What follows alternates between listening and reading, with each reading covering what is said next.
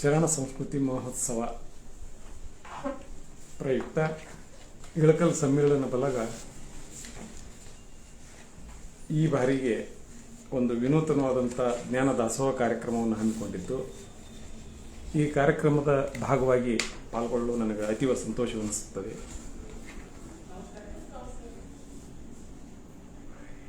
ಇವತ್ತಿನ ದಿವಸ ಜ್ಞಾನ ದಾಸೋಹದ ಇವತ್ತಿನ ಈ ಕಾರ್ಯಕ್ರಮದಲ್ಲಿ, ಈ ಆನ್ಲೈನ್ ಅನುಭವ ಕಾರ್ಯಕ್ರಮದಲ್ಲಿ ನನಗೆ ಬಸವಾದಿ ಶರಣರ ವಚನಗಳಲ್ಲಿ ಕಾಯಕ ಸಿದ್ಧಾಂತ ವಿಷಯವಾದ ಕುರಿತು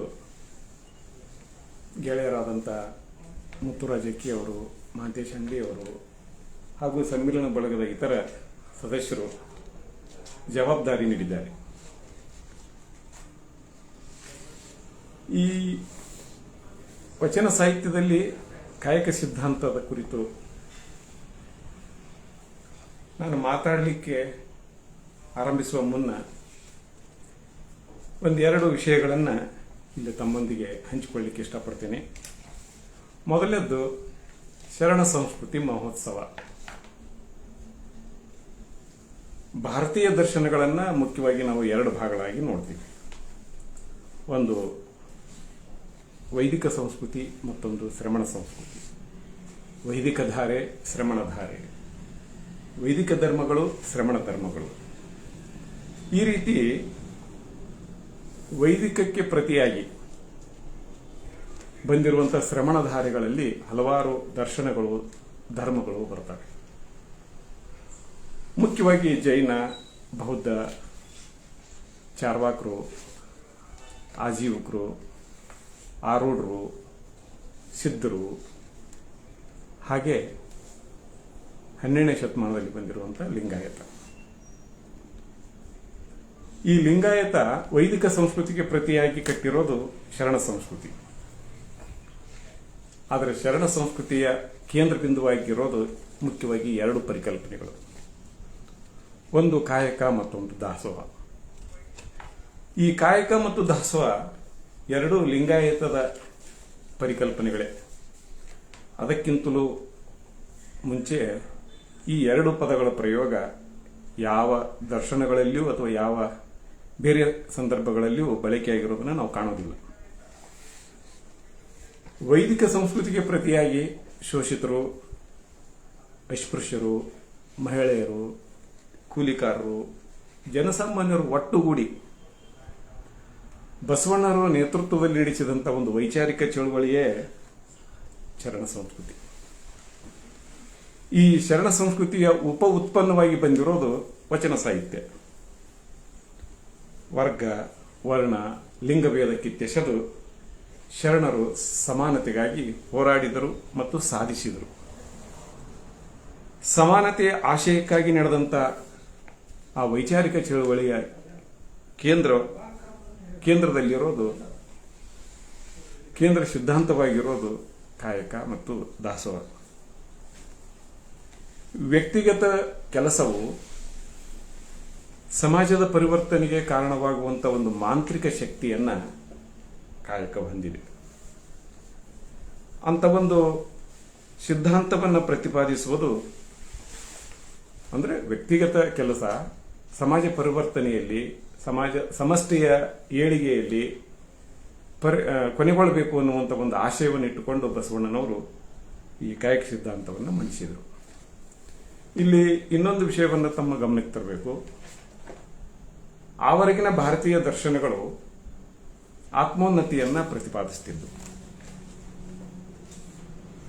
ಶರಣ ಸಂಸ್ಕೃತಿ ಅಥವಾ ಲಿಂಗಾಯತ, ಬಸವಾದಿ ಶರಣರ ವಚನ ಸಾಹಿತ್ಯ ಇವು ಕೂಡ ಆತ್ಮೋನ್ನತಿಯನ್ನೇ ಪ್ರತಿಪಾದಿಸ್ತವೆ. ಆದರೆ ಹಿಂದಿನ ದರ್ಶನಗಳಿಗಿಂತ ಭಿನ್ನವಾಗಿ ನಿಲ್ಲೋದು ಇವು ಎಲ್ಲಿ ಅಂದ್ರೆ, ಆತ್ಮೋನ್ನತಿಯ ಜೊತೆಗೆ ಸಮಾಜ ಉದ್ಧಾರವನ್ನ, ಆಯಿತು ದೇವರಾದ್ರೇನು ಮುಂದೇನು, ಈ ಬಗ್ಗೆ ಸಂಶೋಧಕರಾದ ಎಂ ಕಲಬುರ್ಗಿ ಅವರು ತುಂಬಾ ವಿಸ್ತಾರವಾಗಿ ಸೋಹಂ ಹಂತದಲ್ಲಿ ನಿಂತ ದರ್ಶನಗಳಿಗೆ ದಾಸೋಹಂ ಪರಿಕಲ್ಪನೆಯನ್ನು ತಂದುಕೊಟ್ಟಿರೋದು ಶರಣರು, ಬಸವಾದಿ ಶರಣರು ಅನ್ನೋದನ್ನು ಕಲಬುರ್ಗಿ ಸರ್ ಅವರು ಬಹಳ ಒತ್ತು ಕೊಟ್ಟು ಪ್ರತಿಪಾದಿಸ್ತಿದ್ರು. ಸುಹಂ ಎಂದೆನಿಸದೆ ದಾಸೋಹಂ ಎಂದೆನಿಸಯ್ಯ ಎಂದೆನ್ನುವ ಶರಣರು ಆ ದಾಸೋಹಕ್ಕೆ ಬೇಕಾಗಿರುವಂಥ ಪದಾರ್ಥವನ್ನು ಪ್ರಸಾದವಾಗೋದು ಯಾವಾಗಂದ್ರೆ ಅದು ಕಾಯಕದ ಮೂಲಕ. ಕಾಯಕಕ್ಕೆ ಸಂವಾದಿಯಾಗಿ ಕೆಲಸ ಅಂತ ಬಳಸಿದರೆ ಅದು ಕಾಯಕವನ್ನು ವರ್ಣಿಸೋದಿಲ್ಲ. ಕಾಯಕ ಇದು ಕೆಲಸ ಮತ್ತು ಆಧ್ಯಾತ್ಮದ ಸಮ್ಮಿಲನ. ಇದು ಈ ಕಾಯಕ ವ್ಯಕ್ತಿಯ ಉದ್ಧಾರದೊಂದಿಗೆ ಸಮಾಜದ ಆರ್ಥಿಕ ಭದ್ರತೆ ಮತ್ತು ಸಾಮಾಜಿಕ ಕಲ್ಯಾಣವನ್ನು ಉಂಟು ಮಾಡುವ ಬದುಕಿನ ಮಾರ್ಗ. ಇದು ಕಾಯಕಗಳಲ್ಲಿ ವೈವಿಧ್ಯಗಳಿದ್ದರೂ ಎಲ್ಲ ಕಾಯಕಗಳು ಸಮಾನವಾದವುಗಳೇ. ಬಸವಣ್ಣನವರು ನಿರ್ವಹಿಸುತ್ತಿದ್ದಂಥ ಮಂತ್ರಿ ಕೆಲಸ, ಹಾಗೆ ಇತರ ಶರಣರು ನಿರ್ವಹಿಸುತ್ತಿರುವಂತಹ ಹಲವಾರು ಕಸಬುಗಳು, ಇವುಗಳ ನಡುವೆ ಮೇಲು ಕೀಳು ಇಲ್ಲ ಎನ್ನುವಂಥ ಒಂದು ಸನ್ನಿವೇಶವನ್ನ ಅವತ್ತಿನ ಬಸವಾದಿ ಶರಣರು ಕಟ್ಟಿಕೊಟ್ಟಿದ್ರು. ಕಾಸುವ, ಬೀಸುವ, ವೇದವನ್ನು ಓದುವ, ಹೊಳೆ ದಾಟಿಸುವ, ಮಡಿ ಮಾಡುವ, ನೂಲು ತೆಗೆಯುವ, ಅಕ್ಕಿ ಆರಿಸುವ, ಕಿನ್ನರಿ ಬಾರಿಸುವ, ನಗಿಸುವ ಮತ್ತು ನಲಿಸುವ, ಡಕ್ಕೆ ಬಾರಿಸುವ, ಬೊಕ್ಕಸ ಕಾಯುವ, ಕೃಷಿ ಕಾಯಕ, ಮಾದಿಗತನ, ವೇಷ ಹಾಕಿಸುವ, ಸುಂಕ ವಸೂಲಿ ಮಾಡುವ, ಹೀಗೆ ಹಲವಾರು ಕಾಯಕಗಳು ಬಸವಣ್ಣನವರ ಕರಣಿಕ ವೃತ್ತಿಗಿಂತಾಗಲಿ ಅಥವಾ ಮಂತ್ರಿಯ ಕೆಲಸಕ್ಕಿಂತಾಗಲಿ ಕಡಿಮೆ ಎಂದು ಅವತ್ತಿನ ಯಾವೊಬ್ಬ ಶರಣರು ಭಾವಿಸಿರಲಿಲ್ಲ. ಶರಣರು ತಮ್ಮ ಹೆಸರಿನ ಜೊತೆಗೆ ತಮ್ಮ ಕಾಯಕದ ಹೆಸರನ್ನ ಇಟ್ಕೊಳ್ತಿದ್ರು. ಇದು ಅವರು ಕಾಯಕಕ್ಕೆ ನೀಡುತ್ತಿದ್ದಂಥ ಮಹತ್ವವನ್ನ ತಿಳಿಸುತ್ತದೆ. ಕಾಯಕ ಕೇವಲ ಒಂದು ತತ್ವವಲ್ಲ, ಅದು ಜೀವನ ವಿಧಾನ. ಕಾಯಕದ ಮೂಲಕ ದಕ್ಕಿದ ಅನುಭವಗಳೇ ಅನುಭವವಾಗಿ ಮೂಡಿಬಂದು ವಚನ ಸಾಹಿತ್ಯವಾದವು. ಶ್ರಮ ಮತ್ತು ಆಧ್ಯಾತ್ಮದ ಒಟ್ಟು ಮೊತ್ತವೇ ಕಾಯಕ. ಸ್ವಾಮಿ ವಿವೇಕಾನಂದರು ಹೇಳುವಂತೆ ಆಧ್ಯಾತ್ಮಿಕತೆ ಅನ್ನೋದು 3 ಹೊತ್ತು ಮೂಗು ಹಿಡಿದು ಕೂರೋದಲ್ಲ. ಶ್ರಮವನ್ನು ಸಹಿಸುವುದು, ಶ್ರಮವನ್ನು ಸುಟ್ಟಿಸುವುದು, ಶ್ರಮದ ಮೂಲಕ ಧ್ಯಾನಿಸುವುದು ಕಾಯಕವಾಗುತ್ತೆ. ಅದನ್ನ ಆಧ್ಯಾತ್ಮ ಅಂತ ಸ್ವಾಮಿ ವಿವೇಕಾನಂದರು ಹೇಳ್ತಾರೆ.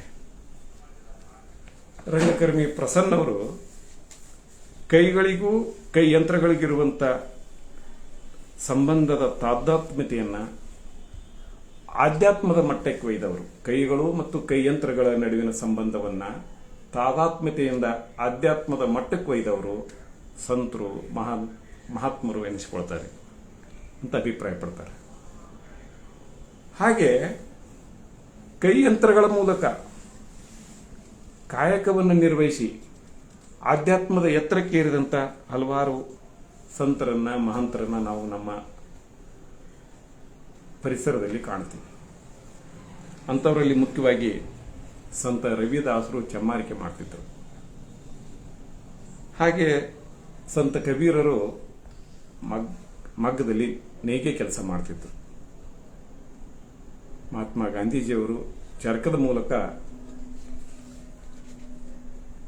ಸ್ವರಾಜ್ಯ ಮತ್ತು ಆಧ್ಯಾತ್ಮ ಎರಡನ್ನೂ ಒಟ್ಟಿಗೆ ಮುನ್ನಡೆಸಿದವರು. ಇನ್ನು ಹೀಗೆ ನಮ್ಮ ಇಟಗಿ ಭೀಮಮ್ಮ, ಜೇಡ್ರಿ ದಾಸಿಮಯ್ಯನವರು, ಹೀಗೆ ಹಲವಾರು ಶರಣರು, ಸಂತರು, ಮಹಾತ್ಮರು ಕೈಯಂತ್ರಗಳ ಮೂಲಕ ಕೈಗಳಿಂದ ಕೆಲಸ ಮಾಡೋದನ್ನು, ಅದರಲ್ಲಿ ಒಂದು ಆಧ್ಯಾತ್ಮದ ತಮ್ಮ ಹಸಿವನ್ನು ಹಿಂಗಿಸಿಕೊಳ್ತಾ ಎತ್ತರ, ಇಹ ಮತ್ತು ಪರ ಎರಡರಲ್ಲಿಯೂ ಎತ್ತರಕ್ಕೆ ಬೆಳೆದವರು.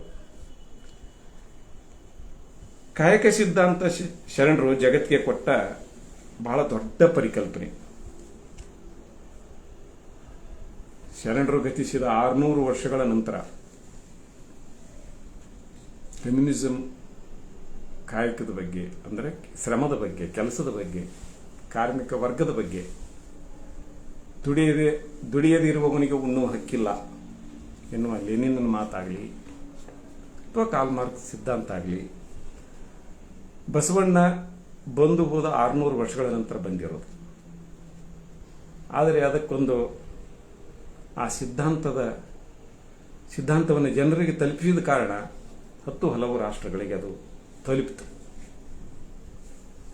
ಅದಕ್ಕಿಂತಲೂ ಮಿಗಿಲಾಗಿ ಬರೀ ಕೆಲಸ ಅಲ್ಲ, ಆ ಕೆಲಸದೊಂದಿಗೆ ಆಧ್ಯಾತ್ಮಕ್ಕೆ, ಆತ್ಮೋನ್ನತಿಗೆ ಮತ್ತು ಸಮಾಜದ ಉದ್ಧಾರಕ್ಕೆ ಎರಡಕ್ಕೂ ಕಾರಣವಾಗುವಂತಹ ಕಾಯಕ ಸಿದ್ಧಾಂತ ನಮ್ಮ ಕನ್ನಡಿಗರ ಉದಾಸೀನದ ಪರಿಣಾಮವಾಗಿ ಜಗತ್ತಿನ ಇತರೆಡೆಗೆ ತಲುಪಲೇ ಇಲ್ಲ ಎನ್ನುವುದು ಅತ್ಯಂತ ವಿಷಾದನೀಯ. ಇನ್ನು ಈ ಕಾಯಕದಲ್ಲಿ ಸುಖಿ ಸಮಾಜ ನಿರ್ಮಿಸುವಂತ ಒಂದು ಶಕ್ತಿ, ಆಶಯ ಇದೆ. ಸಮಾಜ ಕಟ್ಟುವ ಆಶಯವಿದೆ.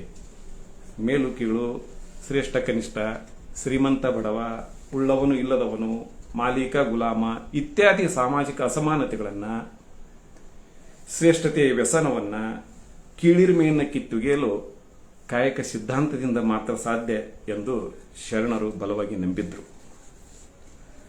ಕಾಯಕದ ಮೂಲಕ ವೃತ್ತಿ ಗೌರವ ಮತ್ತು ಆತ್ಮಗೌರವ ಬೆಳೆಸುವ ಶರಣರ ಆಶಯಕ್ಕೆ ಅವರ 10 ವಚನಗಳೇ ನಿದರ್ಶನ. ಈ ಕಾಯಕದ ವೃತ್ತಿಗಳ ಮೂಲಕ ಕಾಯಕ ಮಾಡ್ತಿದ್ದಂಥ ಶರಣರು ಇವತ್ತು ಅವುಗಳು ಜಾತಿಯಾಗಿ ಬದಲಾಗಿರೋದು ಒಂದು ಸಾಮಾಜಿಕ ದುರಂತವೇ ಸರಿ. ಆದರೆ ಅವತ್ತು ಬಸವಾದಿ ಶರಣರ ಪ್ರತಿಪಾದನೆಯಲ್ಲಿ ಅಥವಾ ಬಸವಾದಿ ಶರಣರು ಬದುಕಿದ ಸಾಮಾಜಿಕ ಪರಿಸರದಲ್ಲಿ ಕಾಯಕಗಳಿದ್ದವೆ, ವೃತ್ತಿಗಳಿದ್ದವೆ ಹೊರತು ಜಾತಿಗಳಿರಲಿಲ್ಲ. ಕಾಯಕಗಳನ್ನು ಅವರು ಜಾತಿಗಳೆಂದು ಭಾವಿಸಿಯೂ ಕೂಡ ಇರಲಿಲ್ಲ. ಅದಕ್ಕೆ ಹಲವಾರು ವಚನಗಳನ್ನು ನಾವು ನಿದರ್ಶನವಾಗಿ ಕೊಡಬಹುದು. ಶೆಟ್ಟಿ ಎಂಬೆನೆ ಸಿರಿಯಾಳನ, ಮಡಿವಾಳನೆಂಬೆನೆ ಮಾಚಯ್ಯನ, ಡೊಹಾರನೆಂಬೆನೆ ಕಕ್ಕಯ್ಯನ, ಆನು ಹಾರವನೆಂದೊಡೆ ಕೂಡಲ ಸಂಗಮ ದೇವಯ್ಯ ನಗುವನಯ್ಯ. ಈ ವಚನದ ಮೂಲಕ ಸಿರಿಯಾಳನ, ಮಾಚಯ್ಯನ, ಕಕ್ಕಯ್ಯನ ಆ ಕಾಯಕಗಳಿದ್ವಲ್ಲ, ಅವುಗಳನ್ನು ಜಾತಿ ಅಂತ ಅನ್ಕೊಂಡ್ರ ಅದು ಮೂರ್ಖತನ ಅಥವಾ ತಪ್ಪು ಅನ್ನುವಂಥ ಭಾವವನ್ನು ತಮ್ಮ ಜಾತಿಯೊಂದಿಗೆ ಹೋಲಿಸಿಕೊಂಡು ತಾನು ಜನ್ಮ ತಾಳಿದ ಒಂದು ಪೂರ್ವಜನ್ಮದ ಬಸವಣ್ಣನಿಗೆ ತಾನು ಹುಟ್ಟಿದ ಕುಟುಂಬದ ಒಂದು ಐಡೆಂಟಿಟಿ ಇತ್ತಲ್ಲ, ಅದರೊಂದಿಗೆ ಕೂಡಲ ಸಂಗಮದೇವ ಕೂಡ ನಾನು ಹಾರವನೆ ಅಂದರೆ ನಗತಾನ ಅಂತ ತಿಳ್ಕೊಂಡು ಹೇಳ್ತಾನೆ. ಅಂದ್ರೆ ಜಾತಿ ನಿರಾಕರಣೆ ಅದು. ಕಾಸಿ ಕಮ್ಮಾರನಾದ, ಬೀಸಿ ಮಡಿವಾಳನಾದ, ಹಾಸನಕ್ಕೆ ಸಾಲಿಗನಾದ, ವೇದವನೋದಿ ಹಾರವನಾದ, ಕರ್ಣದಲ್ಲಿ ಜನಿಸಿದರು ಜಗದೊಳಗೆ ಇದು ಕಾರಣ ಕೂಡಲ ಸಂಗಮದೇವ, ಲಿಂಗಸ್ಥಲವನ್ನರಿದವನೇ ಕುಲಜನು. ಈ ವಚನಗಳು ವೃತ್ತಿಗಳೇ ಜಾತಿಗಳಲ್ಲ ಎಂಬುದನ್ನು ಸ್ಪಷ್ಟಪಡಿಸುತ್ತವೆ. ಕಾಯಕವು ಸ್ವಾವಲಂಬನೆ ಮತ್ತು ಸ್ವಾಭಿಮಾನವನ್ನು ಬೆಳೆಸ್ತವೆ. ಕಾಯಕದಿಂದ ಬಂದದ್ದು ಕಾರ್ಯ ಸೊಪ್ಪಾದರೂ ಸರಿ, ಅದು ಲಿಂಗಕ್ಕೆ ಅರ್ಪಿತ, ಉಳಿದದ್ದು ಅನರ್ಪಿತ ಎನ್ನುವ ಮೂಲಕ ಪ್ರಾಮಾಣಿಕವಾಗಿ ಕಾಯಕದಿಂದ ಬಂದದ್ದು ಕಾರ್ಯ ಸೊಪ್ಪಾದರೂ ಸರಿ, ಅದು ಲಿಂಗಕ್ಕೆ ಅರ್ಪಿತ. ಕಾಯಕದಿಂದ ಬಾರದಿರುವುದು ಅದು ಎಂಥದ್ದೇ ವಸ್ತು ಆಗಿರಲಿ, ಪದಾರ್ಥವಾಗಿರಲಿ, ಅದು ಪ್ರಸಾದವಾಗೋದಿಲ್ಲ. ಅಂಥದ್ದು ಲಿಂಗಕ್ಕೆ ಅಥವಾ ದೇವರಿಗೆ, ಭಗವಂತನಿಗೆ ಅನರ್ಪಿತ ಅನ್ನುವಂಥ ಒಂದು ಪ್ರಾಮಾಣಿಕ ಬದುಕನ್ನು ಕಲಿಸಿದ್ದು ಕಾಯಕ ಸಿದ್ಧಾಂತ. ಶರಣರ ದೃಷ್ಟಿಯಲ್ಲಿ ಕಾಯಕಕ್ಕೆ ಮತ್ತೊಂದು ಪರ್ಯಾಯವೇ ಇರಲಿಲ್ಲ. ಪ್ರತಿಯೊಬ್ಬರೂ ಅವರವರ ಅನ್ನ ಗಳಿಸಲು ಕಡ್ಡಾಯವಾಗಿ ಕಾಯಕ ಮಾಡಲೇಬೇಕಿತ್ತು. ಕಾಯಕನಿಷ್ಠರನ್ನು ಬಸವಣ್ಣ ದೇವರು ಸ್ವತಃ ಕೂಡಲ ಸಂಗಮ ದೇವ ಎಂದುಕೊಂಡು ಗೌರವಿಸ್ತಿದ್ರು, ಪೂಜಿಸ್ತಿದ್ರು. ಅಂಥದ್ದಕ್ಕೆ ಒಂದು ನಿದರ್ಶನವಾಗಿ ಅಣ್ಣ ಬಸವಣ್ಣನವರ ವಚನವೇ ಇದೆ. ಅನ್ಯರ ಮನೆಗೆ ಹೋಗಿ ತನ್ನುದರವ ಹೊರೆಯದ ಅಚ್ಚ ಶರಣನ ಕಂಡರೆ ನಿಶ್ಚಯವಾಗಿ ಕೂಡಲ ಸಂಗಯ್ಯನೆಂಬೆನು. ಇನ್ನೊಬ್ಬರ ಮನೆಗೆ ಹೋಗಿ ತನ್ನ ಹೊಟ್ಟೆ ಹೊರೆದುಕೊಳ್ಳದ ಶರಣರನ್ನು ಕಂಡ್ರ ಅವರು ಕೂಡಲ ಸಂಗಮ ದೇವನೇ, ಅಂದ್ರೆ ಸ್ವತಃ ದುಡಿದು ಬದುಕ್ತಿದ್ರ, ಅವರು ಕೂಡಲ ಸಂಗಯ್ಯನೇ ಅನ್ನುವಷ್ಟರ ಮಟ್ಟಿಗೆ ಬಸವಣ್ಣನವರು ಕಾಯಕಕ್ಕೆ ಮಹತ್ವ ನೀಡಿದ್ರು. ಕೃಷಿ ಕಾಯಕದಿಂದಾದಡೇನು ತನು ಮನ ಬಳಲಿಸಿ ತಂದು ದಾಸೋಹ ಮಾಡುವ ಪರಮ ಸದ್ಭಕ್ತನ ಪಾದವ ತೋರಯ್ಯ ತಂದೆ ಎಂದು ಅಣ್ಣ ಬಸವಣ್ಣನವರು ಹೇಳ್ತಾರೆ. ಅಂದರೆ ತನು ಮನ, ದೇಹ ಮತ್ತು ಮನಸ್ಸು ಬಳಲಿಸಿ ತಂದು ಅಂದರೆ ಕಾಯಕದ ಮೂಲಕ ತಂದಿರುವಂಥದ್ದನ್ನ ದಾಸೋಹ ಮಾಡುವ ಪರಮ ಸದ್ಭಕ್ತನ ಪಾದವ ತೋರಯ್ಯ ಎಂದು ವಿನೀತರಾಗಿ, ಇಲ್ಲಿ ಬಸವಣ್ಣನವರ ವಿನೀತತೆ ಹುಟ್ಟಿರೋದು ಅವರು ಶರಣರಿಗಿಂತ ಹೆಚ್ಚಾಗಿ ಅಥವಾ ಆ ವ್ಯಕ್ತಿಗಿಂತ ಹೆಚ್ಚಾಗಿ ಕಾಯಕದ ಮೂಲಕ ಗಳಿಸಿದಂಥ ವ್ಯಕ್ತಿ ಕಂಡ್ರೆ ಅವರಿಗೆ ಅತೀವ ಭಕ್ತಿ ಗೌರವ ಎನ್ನುವುದನ್ನ ಈ ವಚನ ಹೇಳುತ್ತೆ. ತನು ಮುಟ್ಟಿ ಮನ ಮುಟ್ಟದಿರ್ದೊಡೆ ಕೂಡಲ ಸಂಗಮ ದೇವ ಮೆಚ್ಚನು ಅಂತ ಹೇಳ್ತಾರೆ. ತನು ಮುಟ್ಟಿ ಮನ ಮುಟ್ಟದಿರ್ದೊಡೆ, ಮನಸಾಪೂರ್ವ ದೈಹಿಕವಾಗಿ ಶ್ರಮ, ಆದರೆ ಆ ಶ್ರಮದಲ್ಲಿ ಮನಸ್ಸಿಲ್ಲದೆ ಹೋಗಿದ್ರೆ, ಆ ಶ್ರಮದಲ್ಲಿ ಒಂದು ತಲ್ಲೀನತೆ ಇನ್ವಾಲ್ವ್ಮೆಂಟ್ ಇಲ್ಲದೆ ಹೋಗಿದ್ರೆ, ಅದು ಒಂದು ಆಸಕ್ತಿ ಪ್ರೀತಿಯಿಂದ ಆ ಕೆಲಸ ಮಾಡಿರದೆ ಹೋಗಿದ್ರೆ ಅಂಥದ್ದನ್ನ ಕೂಡಲ ಸಂಗಮ ದೇವ ಮೆಚ್ಚನು ಎಂದು ಬಸವಣ್ಣವರು ಎತ್ತರಿಸ್ತಾರೆ. ಹಸಿವಾದೊಡೆ ಉಂಬುವುದನು ಸತಿಯ ಸಂಭೋಗವನು ಆನಾಗಿನಿ ಮಾಡೆಂಬುವರುಂಟೆ. ಹಸಿವಾದೊಡೆ ಉಂಬುವುದನು ಸತಿಯ ಸಂಭೋಗವನು ಆನಾಗಿ ನೀ ಮಾಡೆಂಬುವರುಂಟೆ. ಮಾಡುವುದು ಮನಮುಟ್ಟಿ, ಮಾಡುವುದು ತನುಮುಟ್ಟಿ, ತನುಮುಟ್ಟಿ ಮನ ಮುಟ್ಟದಿರ್ದೊಡೆ ಕೂಡಲ ಸಂಗಮ ದೇವ ಏತರಲ್ಲಿಯೂ ಮೆಚ್ಚ. ಅಂದ್ರೆ ಅವರವ್ರ ದುಡಿಮೆಯನ್ನ, ಅವರವರ ಅನ್ನವನ್ನ, ಅವರವರ ಆಹಾರವನ್ನ ಅವರೇ ಗಳಿಸಿಕೊಳ್ಬೇಕು ಅನ್ನೋದನ್ನ ಬಸವಣ್ಣವರು ಅತ್ಯಂತ ಕಠಿಣವಾಗಿ ಸತಿಯ ಸಂಭೋಗವನ ಆನಾಗಿ ನೀ ಮಾಡೆಂಬುವರುಂಟೆ ಅನ್ನೋದ್ರ ಮೂಲಕ ಕಠೋರವಾಗಿ ಹೇಳ್ತಾರೆ. ಇಷ್ಟಕ್ಕೆ ನಿಲ್ಲದಂತ ಬಸವಣ್ಣ ಕೂಡಲ ಸಂಗಮ ದೇವನು ತನು ಕರಗದವರಲ್ಲಿ ಮಜ್ಜನ ವಲ್ಲೆನಯ್ಯ, ಮನ ಕರಗದವರಲ್ಲಿ ಪುಷ್ಪವ ವಲ್ಲೆನಯ್ಯ ಎನ್ನುವುದ್ರ ಮೂಲಕ ತನು ದೇಹ ಯಾರು ಬೆವರು ಹರಿಸಿ ತಂದಿರುವಂತ ಪ್ರಸಾದವನ್ನ ಅಥವಾ ಮಜ್ಜನವನ್ನ ನೀಡಿದರೆ ಶ್ರಮವಿಲ್ಲದೆ ವ್ಯಕ್ತಿಯೋರ್ವ ಲಿಂಗಕ್ಕೆ ಮಜ್ಜನ ಎರೆದರೆ ಅಂಥದನ್ನ ಆ ಲಿಂಗ ಅಥವಾ ಭಗವಂತ ದೇವರು ಒಪ್ಪಲ್ಲ. ಮನ ಕರಗದವರಲ್ಲಿ, ತನು ಮನ ಎರಡೂ ಕರಗಬೇಕು. ತನು ಕರಗೋದು ಅಂದ್ರೆ ದೇಹ ಕ್ಷಯಿಸೋದು ಅಲ್ಲ, ಬೆವರು ಹರಿಯೋದು ಅಂದ್ರೆ ಕೆಲಸ ಮಾಡೋದು. ಮನ ಕರಗದವರಲ್ಲಿ ಅಂದ್ರೆ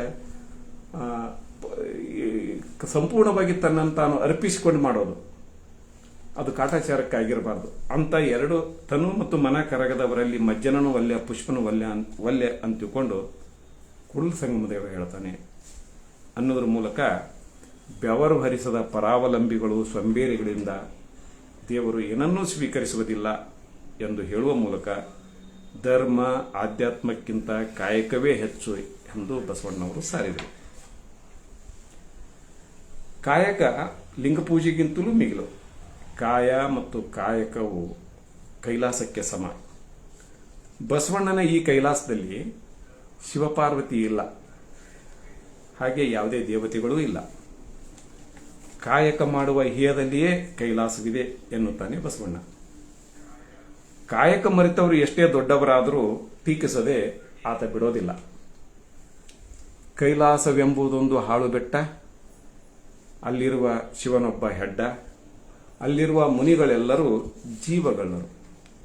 ಅಂದ್ರೆ ಯಾರ್ಯಾರು ಕೆಲಸ ಮಾಡೋದಿಲ್ಲ ಅವ್ರನ್ನ ಹೆಡ್ಡ, ಜೀವಗಳ್ಳರು ಅಂತ ಟೀಕಿಸುವವರಿಗೂ ಸ್ವತಃ ಭಗವಂತ ಆದರೂ ಪರವಾಗಿಲ್ಲ, ಬಸವಣ್ಣ ಸುಮ್ಮನೆ ಇರೋದಿಲ್ಲ. ಅಂದ್ರೆ ಆತನಿಗೆ ಬಸವಾದಿ ಶರಣರಿಗೆ, ವಿಶೇಷವಾಗಿ ಈ ಸಿದ್ಧಾಂತವನ್ನ ಶರಣರಿಗೆ ಕಲಿಸಿಕೊಟ್ಟಂತ ಬಸವಣ್ಣ ಕಾಯಕಕ್ಕೆ ಹೆಚ್ಚು ಮಹತ್ವ ನೀಡಿದ್ದ. ನಾನಿಲ್ಲೊಂದು ಮಾತು ಹೇಳಬೇಕು. ಈ ವಿಷಯ ನನಗೆ ಯಾಕೆ ಮಾತಾಡಬೇಕು ಅನಿಸ್ತಂದ್ರೆ ಮುಂದುವರಿತೀನಿ, ಆದ್ರೆ ಅದ್ರ ಮಧ್ಯೆ ಇಲ್ಲೇ ನೆನಪಾಯ್ತು ನನಗೆ. ಕೆಲವು ವರ್ಷಗಳ ಹಿಂದೆ, ಒಂದು 7-8 ವರ್ಷಗಳ ಹಿಂದೆ, ನಮ್ಮ ಅಕ್ಕಿ ಮುತ್ತಣ್ಣವರಿಗೆ ಒಂದು ಏನಂದ್ರೆ, ಯಾರೋ ಅವ್ರನ್ನ ಕಾಣ್ಲಿಕ್ಕೆ ಬಂದವ್ರಿಗೆ ಅಥವಾ ಅವ್ರ ಪ್ರೀತಿ ಪಾತ್ರರೊಂದಿಗೆ ಒಂದು ಫೋಟೋ ತೆಗೆಸ್ಕೊಳ್ಳು. ಹಾಗೆ ಅವರು ಒಂದು ಫೋಟೋ ಫೇಸ್ಬುಕ್ನಲ್ಲಿ ಬಿಟ್ಟಿದ್ರು. ಆ ಫೋಟೋದ ಹಿಂದ್ಗಡೆ ನಾನು ಒಂದು ಸಾಲು ಕಂಡೆ. ಅವತ್ತಿನವರೆಗೂ ನನಗೆ ಶರಣರ ಕಾಯಕ, ಯಾಕಂದ್ರೆ ಬಸವಾದಿ ಶರಣರ ವಚನ ಸಾಹಿತ್ಯವನ್ನು ಅಷ್ಟಾಗಿ ಅಧ್ಯಯನ ಮಾಡದೇ ಇರುವಂಥ ನಾನು ಆ ಫೋಟೋದಿಂದ ಒಂದು ಶಬ್ದ ಕಾಣಿಸ್ತು. ಈಗಲೂ ಅವ್ರ ಅಂಗಡಿಯಲ್ಲಿ ಅದು ಇದೆ. ಕಾಯಕವ ಕಲಿಸುವುದಕ್ಕೆ ನಾಯಕನು ಬಸವಣ್ಣ. ಅದು ಹುಳ ತಲೆ ಹೊತ್ತು. ಕಾಯಕವ ಕಲಿಸುವುದಕ್ಕೆ ನಾಯಕನು ಬಸವಣ್ಣ, ಇದು ಯಾವ ವಚನದ ಸಾಲು ಅಂತ ಹುಡುಕ್ತಾ ಹೋದ. ಅದು ವಚನದ ಸಾಲು ಆಗಿರಲಿಲ್ಲ. ಅದು ಒಂದು ತ್ರಿಪದಿ, ಜನಪದ ತ್ರಿಪದಿ. ಬಸವಯ್ಯ ಅಂದ್ರೆ ಕಾಯಕದ ಮಹತ್ವದ ಬಗ್ಗೆ, ಕಾಯಕದ ಮಹತ್ವ ಹೇಳಿಕೊಟ್ಟಿರುವಂಥ ಬಸವಣ್ಣನ ನಾಯಕ, ಕಾಯಕದ ನಾಯಕ ಅಂತ ಹಾಗಿದ್ರೆ ಬಸವಣ್ಣ ಏನು ಹೇಳ್ಯಾನ ಅಂತ ನೋಡ್ತಾ ಹೋದಾಗ ಇವೆಲ್ಲವುಗಳು ತೆರೆದುಕೊಳ್ತಾ ಹೋದು. ಕಾಯಕವ ಇಲ್ಲೇ ಹೇಳಿಬಿಡ್ತೀನಿ ಅದನ್ನ. ಕಾಯಕವ ಕಲಿಸುವುದಕ್ಕೆ ನಾಯಕನು ಬಸವಯ್ಯ, ಉಂಡು ತೇಗಿತು ಲೋಕ ಕೊಂಡಾಡಿ ಕಾಯಕವ, ಕಂಡಲಿ ದಾಸವ, ನೀಡುವವರೇ ಎಲ್ಲ ಬೇಡುವವರೇ ಇಲ್ಲ.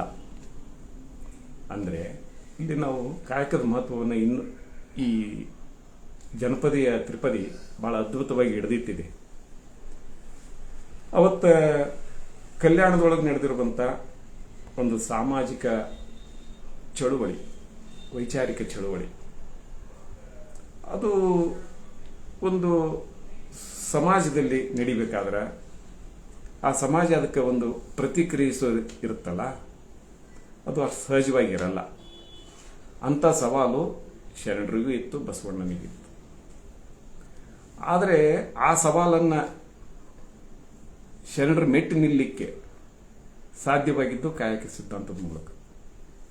ಹೇಗೆಂದ್ರೆ, ಬಿಜ್ಜಳನ ಬೊಕ್ಕಸ ಶರಣರ ಕಾಯಕದ ಪರಿಣಾಮವಾಗಿ ತುಂಬಿ ತುಳುಕ್ತಿತ್ತು. ಒಬ್ಬ ರಾಜನಿಗೆ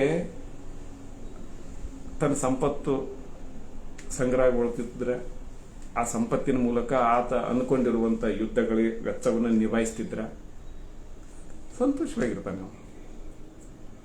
ಈ ಬಸವಾದಿ ಶರಣರ ಈ ಚಳುವಳಿ ಕುರಿತು ಹಲವಾರು ಚಾಡಿಕೋರರು ಬಿಜ್ಜಳನ ಕಿವಿ ಕಚ್ತಾವೇ ಇದ್ರು. ಆರಂಭದ ಬಸವಣ್ಣ ಬಂದು ಕಲ್ಯಾಣ ಪ್ರವೇಶ ಮಾಡಿದ ಸ್ವಲ್ಪ ದಿನದಲ್ಲಿ ಇದು ಪ್ರಾರಂಭವಾಗಿತ್ತು. ಆದರೆ ಇದನ್ನೆಲ್ಲ ಮೆಟ್ಟಿ ನಿಲ್ಲಲಿಕ್ಕೆ ಬಸವಣ್ಣವರಿಗೆ ಸಾಧ್ಯವಾಗಿದ್ದು ಅವರು ಕಲಿಸಿದ ಕಾಯಕ ಸಿದ್ಧಾಂತದ ಮೂಲಕ. ಅಲ್ಲಿ ಒಂದು ಉತ್ಪಾದನೆ ಹೆಚ್ಚಾಗಿ ಆ ಉತ್ಪಾದನೆಯ ಒಂದು ಭಾಗವನ್ನು ತೆರಿಗೆಯಾಗಿ ಬಿಜ್ಜಳನಿಗೆ ಸಂದಾಯವಾಗ್ತಿರೋದ್ರಿಂದ ಅದರ ಹಂಗು ಶರಣರ ತೆರಿಗೆ ಮೂಲಕ ಏನು ಆತನಿಗೊಂದು ಆದಾಯ ಬರ್ತಿತ್ತಲ್ಲ, ಅದರ ಹಂಗು ಬಸವಣ್ಣನ ಪ್ರಯೋಗಗಳಿಗೆ ಆ ಮನುಷ್ಯ ಬಿಜ್ಜಳ ಅಡ್ಡ ನಿಲ್ಲದೆ ಇರೋದಕ್ಕೆ ಕಾರಣ ಆಗಿತ್ತು ಅಂತ ಇದು ನನ್ನ ಅಭಿಪ್ರಾಯ. ಇನ್ನು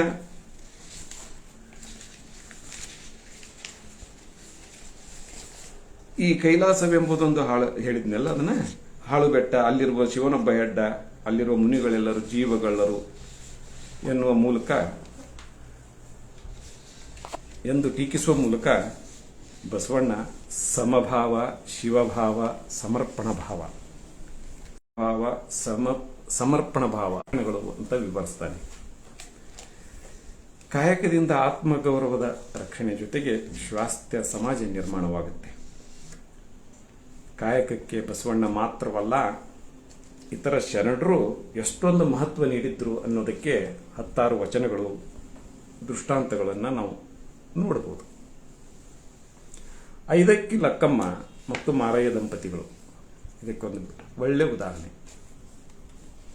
ಇವತ್ತಿನ ರಾಯಚೂರು ಜಿಲ್ಲೆಯ ಲಿಂಗಸೂರು ತಾಲೂಕಿನ ಅಮರೇಶ್ವರದ ಲಕ್ಕಮ್ಮ ಮತ್ತು ಮಾರಯ್ಯ ದಂಪತಿಗಳು ಬಸವಣ್ಣನ ಕೀರ್ತಿಯನ್ನು ಕೇಳಿಸ್ಕೊಂಡು ಕಲ್ಯಾಣಕ್ಕೆ ಹೋಗ್ತಾರೆ. ಹಾಗೆ ಕಲ್ಯಾಣಕ್ಕೆ ಬಂದಂಥವರು ಅಲ್ಲಿ ಆಯ್ದ ಅಂದ್ರೆ ಕೂಲಿಯ ಅಕ್ಕಿ ಅಂದ್ರೆ ಕೂಲಿಗಾಗಿ ಕಾಳು ಯೋಜನೆ ಇದೆಯಲ್ಲ, ಈ ರಸ್ತೆ ಮೇಲೆ ಬಿದ್ದಂತ ಅಕ್ಕಿಯನ್ನು ಆರಿಸಿಕೊಂಡು ಬಂದು ಅನ್ನ ಮಾಡ್ತಿದ್ರು ಅಂತ ಅನ್ಕೊಳ್ಳೋದು ಅದು ಅಷ್ಟೊಂದು ಸಮಂಜಸ ಅಲ್ಲ ಅಂತ ನನ್ನ ಅಭಿಪ್ರಾಯ. ಇವತ್ತಿಗೂ ಕೂಡ ಆಯ್ಗಾರು ಅಂತಾರೆ. ಆಯ ಅಂದ್ರೆ ಕೂಲಿಕಾರ, ಆಯ ಅಂದ್ರೆ ಕೂಲಿ, ಆಯದ ಅಂದ್ರೆ ಕೂಲಿಯ. ಹಾಗೆ ಕೆಲಸ ಕೃಷಿ ಕಾರ್ಮಿಕರಿಗೆ ಅಥವಾ ಯಾವುದೇ ಕೆಲಸ ಮಾಡಿದವರಿಗೆ ಕಾಳು ಕೊಡುವಂಥದ್ದು. ನಾವು ಕೆಲಸ ಮಾಡಿ ಹೆಚ್ಚಿನ ಕೆಲಸ ಮಾಡಿದಾಗ ಹೆಚ್ಚಿನ ಅಕ್ಕಿ ಸಿಕ್ಕಿತ್ತು ಅವನಿಗೆ. ಹಾಗೆ ಹೆಚ್ಚಿಗೆ ಕೆಲಸ ಮಾಡಿದಾಗ ಹೆಚ್ಚಿಗೆ ಪಡೆದ ಬಂದಂತ ಅಕ್ಕಿಯನ್ನು ತಗೊಂಡು ಮನೆಗೆ ಬಂದಾಗ ಲಕ್ಕಮ್ಮ ಗಂಡನ ತರಾಟೆ ತೆಗೆದುಕೊಳ್ತಾಳೆ. ಈ ಸಕ್ಕಿ ಆಸೆ ನಿನಗೇಕೆ ಮಾರಯ್ಯ, ಅರಸನಿಗಿರ್ಬೇಕು ಆಸೆ, ನಿನಗೆ ಯಾಕ ಶರಣ ನೀನು ಅಂತ ತಿಳ್ಕೊಂಡು ಅವಳು ಲಕ್ಕಮ್ಮ ಮಾರಯ್ಯನ ಆ ಕ್ಷಣದ ಮೈ ಮರವನ್ನು ಕೂಡ ಎಚ್ಚರಿಸುವ ಮೂಲಕ ಒಂದು ಕಾಯಕ ಅಂದ್ರೆ ಅಸಂಗ್ರಹ, ಕಾಯಕ ಎಂದ್ರೆ ತನ್ಮಯತೆಯಿಂದ ಮಾಡುವ ಕೆಲಸ. ಸಂಗ್ರಹ ಬುದ್ಧಿ ಇದ್ರೆ ಅದು ಕಾಯಕನ ಆಗೋದಿಲ್ಲ. ಅದನ್ನ ಹೀಗೆ ಐದಕ್ಕಿ ಲಕ್ಕಮ್ಮ ಕೂಡ ತನ್ನ ಹಲವಾರು ವಚನಗಳಲ್ಲಿ ಕಾಯಕದ ಮಹತ್ವ ಹೇಳ್ತಾಳೆ. ಇನ್ನೊಂದು ಅಂತ ವಚನ, ಕಾಯಕದಲ್ಲಿ ನಿರತನಾದೊಡೆ ಗುರುದರ್ಶನವಾದರೂ ಮರೆಯಬೇಕು, ಲಿಂಗ ಪೂಜೆಯಾದರೂ ಮರೆಯಬೇಕು, ಜಂಗಮ ಮುಂದಿದ್ದರೂ ಹಂಗು ಹರಿಯಬೇಕು, ಕಾಯಕವೇ ಕೈಲಾಸವಾದ ಕಾರಣ ಅಮರೇಶ್ವರ ಲಿಂಗವಾಯಿತಾದರೂ ಕಾಯಕದೊಳಗೆ. ಅವಳ ಇಷ್ಟದೈವ ಅಮರೇಶ್ವರ ಲಿಂಗ ಕೂಡ ಅವಳು ಕಾಣೋದು ಕಾಯಕದೊಳಗೆ. ಯಾವುದೇ ಸ್ಥಾವರ ಲಿಂಗದಲ್ಲಿ ಅವಳು ತನ್ನ ಇಷ್ಟ ದೈವವನ್ನು ಕಾಣೋದಿಲ್ಲ. ಒಮ್ಮೆ ಹೆಚ್ಚು ಕೂಲಿ ತಂದ ಮಾರಯ್ಯನನ್ನು ಈ ಸಕ್ಕಿಯಾಸೆ ನಿನಗೇಕೆ ಮಾರಯ್ಯ ಎಂದು ತರಾಟೆಗೆ ತೆಗೆದುಕೊಳ್ಳುವ ಅವಳು ಹಾಗೆ ಎಲ್ಲ ಗುರು, ಲಿಂಗ, ಜಂಗಮ ಇವೆಲ್ಲವುಗಳಿಗಿಂತ ಕಾಯಕ ಹೆಚ್ಚು ಎಂದು ಪ್ರತಿಪಾದಿಸುವ ಮೂಲಕ ಒಂದು ಕಾಯಕ ಸಿದ್ಧಾಂತವನ್ನು ಎತ್ತಿ ಹಿಡಿದಂಥ ಐದಕ್ಕಿ ಲಕ್ಕಮ್ಮ ಮತ್ತು ಮಾರಯ್ಯ ದಂಪತಿಗಳು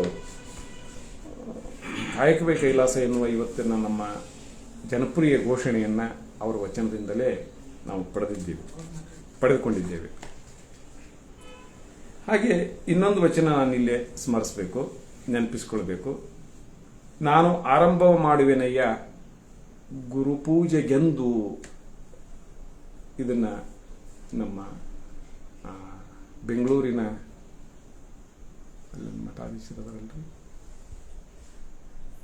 ಶಿವಾನುಭವ ಒಂದು ನಿಮಿಷ ಅಲ್ಲ, ಬೆಂಗಳೂರಾಗಿದೆ ಬಸವ ಸಮಿತಿ ಅನುಭವ ಕೊಡ್ತಾರೆ ನೋಡ್ರಿ, ಬೇಲಿಮಠ ಶ್ರೀಗಳು ನಾನು ಆರಂಭವ ಮಾಡುವೆನಯ್ಯ ಗುರುಪೂಜೆಗೆಂದು ಅಲ್ಲ, ಮಾಡುವ ಕೆಲಸ ಗುರುಪೂಜೆ ಎಂದು, ಗೆಂದು ಎಂದು ಇವುಗಳ ನಡುವಿನ ವ್ಯತ್ಯಾಸವನ್ನು ಅವರು ಬಹಳ ಸ್ಪಷ್ಟವಾಗಿ ಹೇಳ್ತಾರೆ. ಶರಣರ ಒಟ್ಟು ಆಶಯಕ್ಕೆ ಈ ವಚನವನ್ನು ತಗೊಂಡ್ರೆ ಗುರುಪೂಜೆಗೆಂದು ಅಂದಾಗ ಆಶಯನೇ ಹೊರಟೋಗುತ್ತಲ್ಲಿ. ಈ ವಚನನ ಪೂರ್ತಿಯಾಗಿ ಹೇಳ್ತೀನಿ ಈಗ ನಿಮ್ಗೆ. ನಾನು ಆರಂಭ ಮಾಡುವೆನಯ್ಯ ಗುರುಪೂಜೆ ಎಂದು, ನಾನು ವ್ಯವಹಾರವ ಮಾಡುವೆನಯ್ಯ ಲಿಂಗಾರ್ಚನೆ ಎಂದು. ಲಿಂಗಾರ್ಚನೆ ಎಂದು, ಲಿಂಗಾರ್ಚನೆಗಾಗಿ ಗುರುಪೂಜೆ ಅಲ್ಲ. ಮಾಡುವ ವ್ಯವಹಾರ ಲಿಂಗಾರ್ಚನೆ ಅಷ್ಟೇ ಮಹತ್ವದ್ದು, ಮಾಡುವ ವ್ಯವಹಾರ ಗುರುಪೂಜೆ ಅಷ್ಟೇ ಮಹತ್ವದ್ದು. ವ್ಯವಹಾರ ಮಾಡೋದು ಗುರುವಿನ ಪೂಜೆ ಮಾಡಕ್ಕಂತ ಅಲ್ಲ, ವ್ಯವಹಾರ ಗುರುಪೂಜೆ ಅಷ್ಟೇ ಮಹತ್ವದ್ದು. ಹಾಗೆ ನಾನು ಪರಸೇವೆ ಮಾಡುವೆನಯ್ಯ ಜಂಗಮ ದಾಸೋಹ ಎಂದು, ದಾಸೋಹಕ್ಕೆಂದು ಅಲ್ಲ. ನಾನು ಪರಸೇವೆ ಮಾಡುವೆನಯ್ಯ ಜಂಗಮ ದಾಸೋಹ ಎಂದು, ನಾನಾವ ಕರ್ಮಗಳ ಮಾಡಿದಡೆಯು ಆ ಕರ್ಮಫಲ ಭೋಗವನಿ ಕೊಡುವೆ ಎಂಬುದು ನಾ ಬಲ್ಲೆನು. ನೀ ಕೊಟ್ಟ ದ್ರವ್ಯವ ನಿಮಗಲ್ಲದೆ ಮತ್ತೊಂದಕ್ಕೆ ಮಾಡೆನು ನಿಮ್ಮ ಸ್ವಾಮಿಗೆ ಸಲ್ಲಿಸುವೆನು ಎನ್ನುವ ಮೂಲಕ ಕಾಯಕದ ಮೂಲಕ ಬಂದಿರುವಂತಹದ್ದನ್ನ ತಾನುಂಡು ಸಮಾಜಕ್ಕೆ ಅಂದ್ರೆ ಜಂಗಮಕ್ಕೆ ಸಲ್ಲಿಸುವುದನ್ನ ಶರಣರು ಅವತ್ತು ರೂಢಿಸಿಕೊಂಡಿದ್ರು. ಪರಿಣಾಮವಾಗಿ ಬೇಡುವವರೇ ಇಲ್ಲ, ಕೊಡುವವರೇ ಇಲ್ಲ ಅನ್ನುವಂಥ ಒಂದು ವಾತಾವರಣವನ್ನು, ಸಾಮಾಜಿಕ ಸಮೃದ್ಧಿಯನ್ನು, ಕಲ್ಯಾಣದಲ್ಲಿ ಬೇಡುವವರಿಲ್ಲ, ಬೇಡುವವರಿಲ್ಲದೆ ಬಡವನಾದೈನಿ ಅಂದರೆ GDP ಏನು ದೊಡ್ಡದಿರ್ಲಿಕ್ಕಿಲ್ಲ, ಆದರೆ ಎಲ್ಲರೂ ಸಮೃದ್ಧರಾಗಿದ್ದರು. ಇವತ್ತು GDP ದೊಡ್ಡದಿದೆ, ಆದರೆ ಅಸಮಾನತೆ ಶೇಕಡ ಅದು ಸ್ವಲ್ಪ ಜನರ ಕೈಯಾಗ 50% ಹೆಚ್ಚು ಸಂಪತ್ತಿದೆ. ಇದೆಲ್ಲ ಸಾಧ್ಯವಾಗಿದ್ದು ಕಾಯಕ ಮತ್ತು ದಾಸೋಹ ಪರಿಕಲ್ಪನೆಯನ್ನು ನಾವು ಮರೆತಿರೋದಕ್ಕಾಗಿ. ಇನ್ನು ಇಷ್ಟಕ್ಕೆ ಅಲ್ಲದೆ ಮಾಡಿರೋದನ್ನು ಹೇಳಿಕೊಳ್ಳೋದ್ರ ಬಗ್ಗೆನೂ ಕೂಡ ಬಸವಣ್ಣ ಎಚ್ಚರಿಸ್ತಾರೆ. ಮಾಡಿದೆನೆಂಬುದು ಮನದಲ್ಲಿ ಹೊಡೆದರೆ ಏಡಿಸಿ ಕಾಡಿಸಿತ್ತು ಶಿವನ ಡಂಗುರ ಎನ್ನುವ ಮೂಲಕ ಬಡಾಯಿ ಬಡಿವಾರಕ್ಕೆ ಅವಕಾಶವಿಲ್ಲದಂತೆ ಕಾಯಕದ ಮೂಲಕ ಬಸವಾದಿ ಶರಣರು ಸಾಮಾಜಿಕ ಆರ್ಥಿಕ ನೀತಿಯನ್ನು, ಸಮಷ್ಟಿಯ ಹಿತಚಿಂತನೆಯನ್ನು ಬಿಚ್ಚಿಟ್ಟಿದ್ದಾರೆ. ಕಾಯಕವನ್ನು ಸಾಮಾಜಿಕ ಅಸಮಾನತೆಯನ್ನು ಹೊಡೆದು ಹಾಕುವ ಅಸ್ತ್ರವಾಗಿಸಿಕೊಂಡರು. ಸಂಪತ್ತಿನ ಉತ್ಪಾದನೆ ಮತ್ತು ಹಂಚಿಕೆ ಎರಡನ್ನೂ ನೈತಿಕ ತಳಹದಿಯ ಮೇಲೆ ನಿಯಂತ್ರಿಸಿದರು. ಈ ಕಾಯಕದ ಮಹತ್ವ ತಿಳಿಸುವ ಒಂದು ದೃಷ್ಟಾಂತವನ್ನು ನಾನು ಹೇಳುವ ಮೂಲಕ ನನ್ನ ಮಾತುಗಳಿಗೆ ಕೊನೆಗೊಳಿಸ್ತೇನೆ. ನುಲಿಯ ಚಂದಯ್ಯ ಬಿದಿರಿನ ಬುಟ್ಟಿ, ಹಗ್ಗ ಮಾಡುವಂತ ಕಾಯಕ ಮಾಡುವಂತ ಶರಣ. ಅವನು ಒಂದಿನ, ಇದು ದೃಷ್ಟಾಂತ, ಇದು ಇತಿಹಾಸ ಅಂತ ಯಾರು ಭಾವಿಸಬಾರದು, ಆದರೆ ಇದು ಕಥೆಯಾದರೂ ಕೂಡ, ಇದು ದೃಷ್ಟಾಂತವಾದರೂ ಕೂಡ ಅವತ್ತಿನ ಶರಣರ ಸಮಕಾಲೀನ ಸಂದರ್ಭದಲ್ಲಿ ಅವರ ಒಂದು ಮನಸ್ಥಿತಿ, ಅವರ ಒಂದು ಕಾಯಕ ಪ್ರಜ್ಞೆ ಎಷ್ಟೊಂದು ಉನ್ನತ ಮಟ್ಟದಲ್ಲಿತ್ತು ಅನ್ನೋದನ್ನು ಈ ಪ್ರಸಂಗ, ಈ ಕತೆ ನಮಗೆ ಸ್ಪಷ್ಟಪಡಿಸ್ತೈತಿ.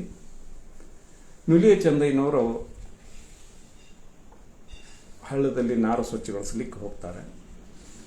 ಆ ದೇಗವಾಳಿ ಅಂತ ಏನು ಕರಿತೀವಲ್ಲ ನಾವು, ಅಂಥದ್ದೊಂದು, ಅಥವಾ ಪುಂಡಿ ಯಾವುದಾದ್ರೂ ಅನ್ಕೋಬಹುದು.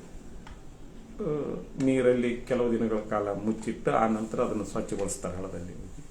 ಹಾಗೆ ಹಳ್ಳದಲ್ಲಿ ನಾರು ಸ್ವಚ್ಛಗೊಳಿಸಲಿಕ್ಕೆ ಹೋದಾಗ ಅವರ ಕೊರಳಲ್ಲಿದ್ದಂಥ ಲಿಂಗ ಕಳಚಿ ಬೀಳುತ್ತೆ. ಅವರು ಲಿಂಗ ಕಳಚಿ ಬಿದ್ದರೂ ಅದ್ರ ಕಡೆ ಲಕ್ಷ್ಯ ವಹಿಸೋದಿಲ್ಲ, ತಮ್ಮ ಕಾಯಕದಲ್ಲಿ ಸಂಪೂರ್ಣವಾಗಿ ತಲ್ಲೀನರಾಗಿರ್ತಾರೆ. ಕೆಲಸ ಮುಗಿತು, ಇನ್ನೇನವರು ಹೊರಡಬೇಕು ಹಳ್ಳದಿಂದ. ಆಗ ಲಿಂಗ, ನಾನು ಇಲ್ಲಿ ಬಿದ್ದೀನಿ ಎತ್ಕೊಳ್ಳುವ ಅಂತ ತಿಳ್ಕೊಂಡು ಬೇಡ್ಕೊಳ್ಳುತ್ತೆ ಚಂದಯ್ಯನವ್ರನ್ನ.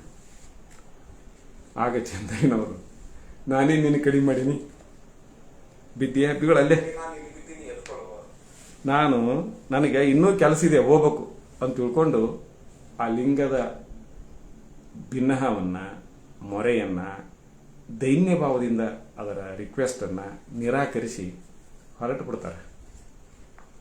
ಯಾವಾಗ ಚಂದಯ್ಯನವರು ಲಿಂಗ ಅಲ್ಲೇ ಬಿಟ್ಟು ಮುಂದಕ್ಕೆ ಹೋದ್ರೋ ಅದು ಬೆನ್ನತ್ತತ್ತೆ. ಎತ್ಕೊಳ್ಳೋ ನನ್ನ ಎತ್ಕೊಳ್ಳೋ, ನಿನ್ನಂತ ಶರಣ ಸಿಗೋದಿಲ್ಲ ನನಗೆ. ನಿನಗೆ ಮತ್ತೊಂದು ಲಿಂಗ ಸಿಗ್ಬೋದು, ಆದ್ರೆ ನಿನ್ನಂತ ಶರಣ ನನಗೆ ಸಿಗೋದಿಲ್ಲ, ಎತ್ಕೊಳ್ಳೋ ಅಂತ ತಿಳ್ಕೊಂಡು ಅದು ಬೋಗರಿತೈತಿ. ಆದ್ರೆ ಚಂದಯ್ಯ ಒಂದು ಕಂಡೀಷನ್ ಆಗ್ತಾನೆ, ಒಂದು ಷರತ್ತಾಗ್ತಾನೆ. ಏನು? ಆಯ್ತು, ನಿನ್ನೆ ಎತ್ಕೊಂಡು ಕಟ್ಕೊಂತೀನಿ, ಆದರೆ ನೀನು ಕಾಯಕ ಮಾಡಬೇಕು. ನೀನು ಕಾಯಕ ಅಂದ್ರೆ ದೇವರಿಗೆ ಕೆಲಸಕ್ಕೆ ಹಚ್ಚಿದವ್ರು ಇವರು, ಕೆಲಸ ಕಲಿಸ್ತವ್ರು ಇವರು. ಈ ಕಥೆ ಮುಖ್ಯವಾಗುವುದ ಇಲ್ಲೇ. ಕಾಯಕಕ್ಕೆ ಎಷ್ಟು ಮಹತ್ವ ಕೊಟ್ಟಿದ್ರು, ಅವನೇ ಸ್ವತಃ ಅಕಸ್ಮಾತ್ ಇವರು ಎಲ್ಲ ಕೆಲಸ ಕಾರ್ಯಗಳಿಗೆ ಮೆಚ್ಕೊಂಡು ಅವ ಬಂದಂದ್ರ ಬಗ್ಗ ದುಡಿ ಇಲ್ಲಿ ಅಂತ ಹೇಳುವಷ್ಟರ ಮಟ್ಟಿಗೆ ಒಂದು ನೈತಿಕ ಸ್ಥೈರ್ಯ, ದಾಷ್ಟ್ಯವನ್ನು ಹೊಂದಿದ್ರು ಅನ್ನೋದಕ್ಕೆ ಈ ಕತೆ ಬಹಳ ಮಹತ್ವದ್ದಾಗಿತ್ತ. ಇಲ್ಲ, ನೀ ಕೈಕ ಮಾಡಬೇಕು ಅಂತ ಚಂದಯ್ಯ ಷರತ್ತಾಗ್ತಾನೆ. ಚಂದಯ್ಯನ ಷರತ್ತಿಗೆ ಲಿಂಗ ಒಪ್ಪತ್ತ. ಚಂದಯ್ಯನ ಜೊತೆ ಸೇರ್ಕೊಂಡು ಹಗ್ಗ ವಸಿಲಿಕ್ಕೆ ಕಲಿತಿದ್ದಿ. ಹಾಗೆ ವಸಿದಂಥ ಹಗ್ಗವನ್ನು ಮಾರ್ಕೆಟಿಗೆ ಹೋಗಿ ಮಾರಿ ತಂದು ಚಂದಯ್ಯನಿಗೆ ದುಡ್ಡು ಕೊಡಬೇಕು. ಹಗ್ಗ ಲಿಂಗ ಬಸಿದ ಹಗ್ಗ ಅಂತ ತಿಳ್ಕೊಂಡು ರೈತನೊಬ್ಬ ದೇವರ ಸ್ವತಃ ಹಗ್ಗ ತಯಾರು ಮಾಡ್ಯಾನ ಅಂತಿಂದ ಅವನು ಹೆಚ್ಚಿಗೆ ಕಾಸು ಕೊಟ್ಟು ಹೆಚ್ಚಿಗೆ ದುಡ್ಡು ಕೊಟ್ಟು ಹಗ್ಗ ಖರೀದಿ ಮಾಡ್ತಾನೆ. ಇದಕ್ಕೂ ಲಿಂಗಕ್ಕೂ ಖುಷಿ. ಚಂದಯ್ಯ ನೋಡಿಲ್ಲ, ನೀ ದಿವಸ ಇಷ್ಟು ತರ್ತಿದ್ದಿ, ನಾನು ಇವತ್ತು ಇಷ್ಟು ದುಡ್ಕೊಂಬಂದಿನಿ, ಇಷ್ಟು ಬಂತು ನನಗೆ, ನಾನು ಮಾಡಿದ ಹಗ್ಗ ಅಂತ ಹೆಮ್ಮೆಯಿಂದ ಬಂದು ಚಂದನ ಕೈಯಾಗ ಅವತ್ತಿನ ಆ ಹಗ್ಗದ ಮಾರಾಟದಿಂದ ಬಂದಂಥ ಬೆಲೆಯನ್ನು ತಲುಪಿಸುತ್ತೆ. ಚಂದಯ್ಯಗೆ ಮತ್ತೆ ಸಿಟ್ಟು. ಅಲ್ಲ, ಆ ಹಗ್ಗದ ಬೆಲೆ ಎಷ್ಟಿತ್ತು, ನಮ್ಮ ಕಾಯಕದ ಶ್ರಮ ಅಥವಾ ಶ್ರಮಕ್ಕೆ ಎಷ್ಟು ಬೆಲೆ ಬೇಕಾಗಿತ್ತು, ಅದಕ್ಕಿಂತ ಹೆಚ್ಚಿಗೆ ಪಡೆಯುವುದು ಕೂಡ ಅನೈತಿಕ ಅಂತ ಚಂದಯ್ಯನ ವಾದ. ಹೋಗು, ಹೆಚ್ಚುವರಿಯಾಗಿ ಪಡೆದಿರೋದನ್ನ ವಾಪಸ್ಸು ಮುಟ್ಟಿಸ್ಬಾ, ಯಾರಿಂದ ಇಸ್ಕೊಂಡು ಅವ್ರಿಗೆ ಕೊಟ್ಟು ಬಾ ಅಂತ ತಿಳ್ಕೊಂಡು ಚಂದಯ್ಯ ತಾಕೀತ್ ಮಾಡಿ ಹಿಂದಕ್ಕೆ ಕಳಿಸ್ತಾನೆ. ಶರಣರು ಶಿವನಿಂದಲೂ ದೇವರಿಂದಲೂ ಲಿಂಗದಿಂದಲೂ ಕೆಲಸ ಮಾಡಿದಂಥ ಈ ದೃಷ್ಟಾಂತ ಕಥೆಯಾದರೂ ಕೂಡ ಶರಣರ ಚಿಂತನೆಯ ಮಟ್ಟ, ಕಾಯಕ ಪ್ರಜ್ಞೆ ಎಷ್ಟೊಂದು ಉನ್ನತವಾಗಿತ್ತು ಅನ್ನೋದನ್ನು ಈ ಪ್ರಸಂಗ ನಮಗಿಲ್ಲಿ ಸ್ಪಷ್ಟಪಡಿಸುತ್ತೆ. ಇನ್ನು ಒಟ್ಟಾರೆಯಾಗಿ ಶ್ರಮಣಧಾರೆಯ ಒಂದು ಭಾಗವಾಗಿರುವಂಥ ಲಿಂಗಾಯತ ಧರ್ಮ ಕಾಯಕಕ್ಕೆ ಹೆಚ್ಚು ಮಹತ್ವ ನೀಡಿದ ಜಗತ್ತಿನ ಇತರ ಯಾವ ದರ್ಶನಗಳು ಧರ್ಮಗಳಿಗಿಂತಲೂ ಕಾಯಕಕ್ಕೆ ಹೆಚ್ಚು ಮಹತ್ವ ನೀಡಿದ ಧರ್ಮ ಎನ್ನುವುದು ನನ್ನ ಅಭಿಪ್ರಾಯ ಅಥವಾ ನನ್ನ ಭಾವನೆ. ಆದರೆ ಈ ಲಿಂಗಾಯತ ದರ್ಶನ ಭಾರತೀಯದ್ದೇ ಆಗಿರುವಂಥ ಬೌದ್ಧ ದರ್ಶನದ ಬಗ್ಗೆ, ಅದು ಪ್ರತಿಪಾದಿಸುವಂಥ ಈ ಎರಡು ಬೌದ್ಧ ಮತ್ತು ಲಿಂಗಾಯತ ಪ್ರತಿಪಾದಿಸುವಂಥ ಸಮಾನತೆಯ ಬಗ್ಗೆ ಈಚೆಗೆ ಹೇಗ್ಯಾಗೋ ಏನೇನೋ ದಿಕ್ಕು ತಪ್ಪಿಸುವಂಥ ಪ್ರಯತ್ನಗಳು ನಾವು ನೋಡ್ತೀವಿ. ನನಗೆ ಒಂದು ಚಿಕ್ಕದಾಗಿ ಎರಡು ಅಂಥ ಪ್ರಯತ್ನದ ಭಾಗವಾಗಿ ನನಗೆ ಇತ್ತೀಚೆಗೆ ಈ ವಾರದಲ್ಲಿ ಕಂಡಿರೋದನ್ನು ನಾನು ನಿಮ್ಮೊಂದಿಗೆ ನನ್ನ ಮನಸ್ಸಿನ ಮಾತನ್ನು ನನ್ನ ಅಭಿಪ್ರಾಯವನ್ನು ಇಲ್ಲಿ ಹಂಚಿಕೊಳ್ಳೇಬೇಕು. ಆಗಸ್ಟ್ 23, 2024 ಎಕ್ಸ್ನಲ್ಲಿ, ಅಂದರೆ ಅವತ್ತಿನ ಟ್ವಿಟರ್ ಇವತ್ತಿನ ಎಕ್ಸ್ನಲ್ಲಿ SL ಭೈರಪ್ಪನವರು ಒಂದು ಟ್ವೀಟ್ ಮಾಡ್ತಾರೆ. ಏನು ಅಂದ್ರೆ ಅದನ್ನು ನಾನು ಇಲ್ಲಿ ಓದೇ ಬಿಡ್ತೀನಿ. ಬುದ್ಧ ತನ್ನ ಶಿಷ್ಯರಿಗೆ ತಲೆ ಬೋಳಿಸಿ ಕಷಾಯ ಉಡಿಸಿ ಸನ್ಯಾಸ ದೀಕ್ಷೆ ಕೊಟ್ಟ. ದುಡಿದು ತಿನ್ನುವುದನ್ನು ತಪ್ಪಿಸಿ ಭಿಕ್ಷೆಯಿಂದ ಜೀವಿಸುವಂತೆ ಹೇಳಿ ಅವರನ್ನೆಲ್ಲ ಬಿಕ್ಕುಗಳೆಂದ. ಅವರು 8 ದಿಕ್ಕುಗಳಿಗೆ ಹರಡಿ ಸಾವಿರಾರು ಸಂಸಾರಿಗಳನ್ನ ಭಿಕ್ಷುಕರನ್ನಾಗಿ ಮಾಡಿದರು. ಭಿಕ್ಷುಕರ ಸಂಖ್ಯೆ ಹೆಚ್ಚಿರುವ ನಾಡಿನಲ್ಲಿ ಸುಭಿಕ್ಷೆ ಎಲ್ಲಿ ಬರಬೇಕು ಎನ್ನುವ ಮೂಲಕ ಅವರು ಪ್ರಶ್ನೆ ಹಾಕ್ತಾರೆ.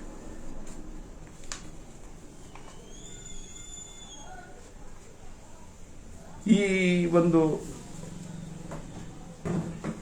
ಬೌದ್ಧ ಧರ್ಮದ ಕುರಿತು ಹಗುರವಾದಂಥ ಈ ಹೇಳಿಕೆ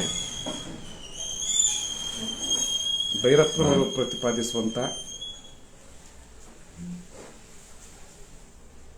ಅಥವಾ ಜನಪ್ರಿಯ ಲೇಖಕರು, ನಾಡಿನ ಗೌರವಾನ್ವಿತ ಕಾದಂಬರಿಕಾರರು ಆಗಿರುವಂಥ ಈ ಭೈರಪ್ಪನವರ ಬೌದ್ಧ ಧರ್ಮದ ಈ ಅಸಹನೆ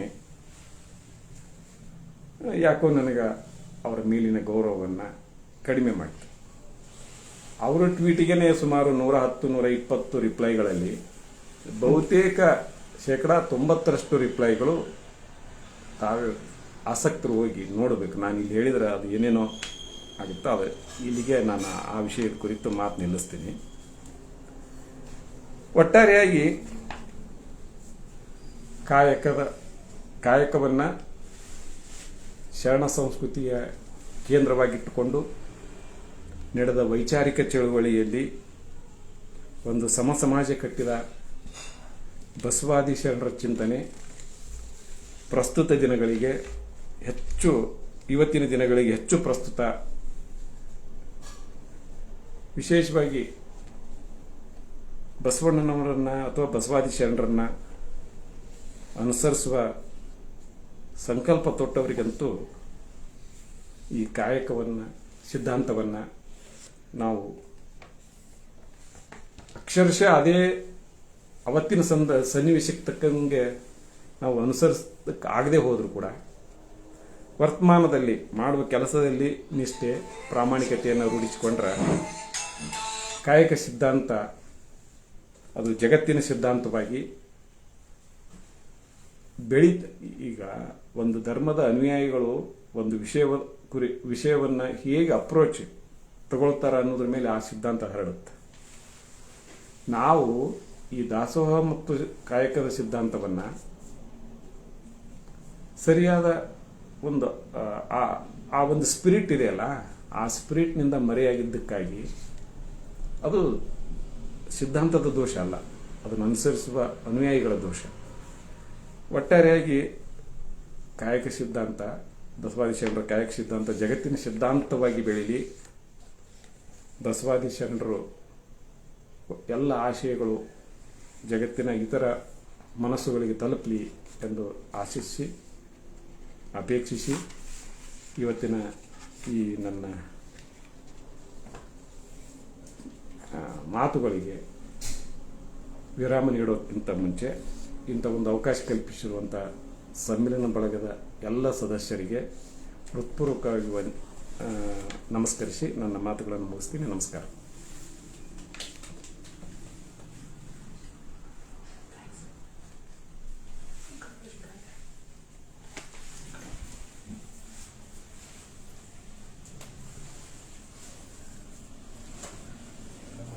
ಸಮಗ್ರವಾಗಿ 45 ನಿಮಿಷಗಳ ಕಾಲ ನಮಗೆ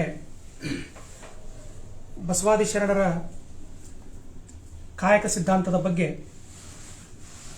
ಜ್ಞಾನದಾಸೋಹವನ್ನು ಉಣಬಡಿಸಿದಂತಹ ಶ್ರೀ ಬಸವರಾಜ ನಾಡಗೌಡ ಗುರುಗಳಿಗೆ ಮೊದಲನೇದಾಗಿ ನಾನು ಸಮ್ಮಿಲನ ಬಳಗದ ಪರವಾಗಿ, ಎಳಕಲ್ ಮಂದಿ ಪರವಾಗಿ ಹಾಗೂ ಸಮಸ್ತ ಕನ್ನಡಿಗರ ವೀಕ್ಷಕರ ಪರವಾಗಿ ಧನ್ಯವಾದಗಳನ್ನು ಅರ್ಪಿಸುತ್ತೇನೆ. ಅವರ ಮಾತಿನಲ್ಲಿ ಅತ್ಯಂತ ಸರಳವಾದ ಹಾಗೂ ವೈಚಾರಿಕವಾದಂತಹ ಕಾಯಕ ಸಿದ್ಧಾಂತವನ್ನು ನಮ್ಮೆಲ್ಲರಿಗೂ ಇಂದು ಶ್ರಾವಣ ಮಾಸದ ಪ್ರಯುಕ್ತ ಉಣಬಡಿಸಿದ್ದಾರೆ. ಒಟ್ಟಾರೆ ಹೇಳುವುದಾದರೆ ಅವರ ಮಾತಿನಲ್ಲಿ ಕಾಯಕವೆನ್ನುವುದು ಕಡ್ಡಾಯವಾಗಬೇಕು, ಕಾಯಕವೆನ್ನುವುದು ದೈವಿಕವಾಗಬೇಕು, ಕಾಯಕವೆನ್ನುವುದು ಐಚ್ಛಿಕವಾಗಬೇಕು, ಕಾಯಕವೆನ್ನುವುದು ಅಧಿಕ ಫಲ ನಿರಪೇಕ್ಷಿತವಾಗಬೇಕು, ಕಾಯಕವೆನ್ನುವುದು ದಾಸೋಹ ಸಹಿತವಾಗಬೇಕು, ಕಾಯಕವೆನ್ನುವುದು ಕಡ್ಡಾಯ ಮನುಷ್ಯನ ಮೂಲಭೂತ ಅವಶ್ಯಕತೆ ಹಾಗೂ ಅದು ಕಾಯಕವಾಗಬೇಕು. ಹೀಗೆ ದುಡಿಮೆಯ ಶ್ರಮ ಸಂಸ್ಕೃತಿಯನ್ನು ಜಗತ್ತಿನಾದ್ಯಂತ ಪಸರಿಸಿದ ಬಸವಾದಿ ಶರಣರ ಕಾಯಕ ಸಿದ್ಧಾಂತವನ್ನು ಕಾಯಕವೇ ಕೈಲಾಸವೆಂಬ ನುಡಿಯಂತೆ ವರ್ಕ್ ಈಸ್ ವರ್ಷಿಪ್, ಈ ಸಿದ್ಧಾಂತವನ್ನು ನಮ್ಮೆಲ್ಲರಿಗೂ ಶ್ರಮಜೀವಿಯ ನೆಲದ ಶರಣರಿಗೆ, ಶರಣನೆಂದರೆ ಯಾರು? ಕಾಯಕವಿಲ್ಲದ ಶರಣ ಅಜ್ಞಾನಿ ಅಂತ ಹೇಳ್ತಾರೆ. ಬಸವಾದಿ ಶರಣರೇ ಹೇಳ್ತಾರೆ ಕಾಯಕವಿಲ್ಲದ ಶರಣ ಅಜ್ಞಾನಿ ಅಂತ ಹೇಳ್ತಾರೆ. ಆ ನಿಟ್ಟಿನಲ್ಲಿ ನಾವು ಇಂದು ಕಾಯಕ ಸಿದ್ಧಾಂತವನ್ನು ನಾವೆಲ್ಲರೂ ಇಂತಹ ಜ್ಞಾನದಾಸೋಹದೊಂದಿಗೆ ಮತ್ತಷ್ಟು ನಮ್ಮ ದೇಶದ ಸಂಪತ್ತನ್ನು ಹೆಚ್ಚಿಸಲು, ನಮ್ಮ ವೈಯಕ್ತಿಕ ಅಭಿವೃದ್ಧಿಗೋಸ್ಕರ, ಸಮಾಜದ ಸಮಗ್ರ ಅಭಿವೃದ್ಧಿಗೋಸ್ಕರ ಕಾಯಕ ಸಿದ್ಧಾಂತದಲ್ಲಿ ನಂಬಿಕೆ ಇಟ್ಟು ಪ್ರಾಮಾಣಿಕವಾಗಿ ದುಡಿದು ಬಂದಂತಹ ಪ್ರತಿಫಲದಲ್ಲಿ ದಾಸೋಹವನ್ನು ಮಾಡಿದ್ದೇ ಆದರೆ ಜೀವನ ಸಾರ್ಥಕ ಎಂಬ ನಿಟ್ಟಿನಲ್ಲಿ ಈ ಜ್ಞಾನದಾಸೋಹ ಕಾರ್ಯಕ್ರಮ ಇಂದು 3ನೇ ಜ್ಞಾನಚಿಂತನ ಕಾರ್ಯಕ್ರಮಕ್ಕೆ ವಿರಾಮ ಹೇಳುತ್ತಾ ತಮ್ಮೆಲ್ಲರಿಗೂ ಮತ್ತೊಮ್ಮೆ ವಂದಿಸುತ್ತಾ ಜ್ಞಾನದಾಸೋಹವನ್ನು ಉಣಬಡಿಸಿದ ಗುರುಗಳಿಗೆ ನಮಸ್ಕರಿಸುತ್ತಾ ನನ್ನ 2 ಮಾತುಗಳನ್ನು ಮುಗಿಸುತ್ತೇನೆ. ನಮಸ್ಕಾರ.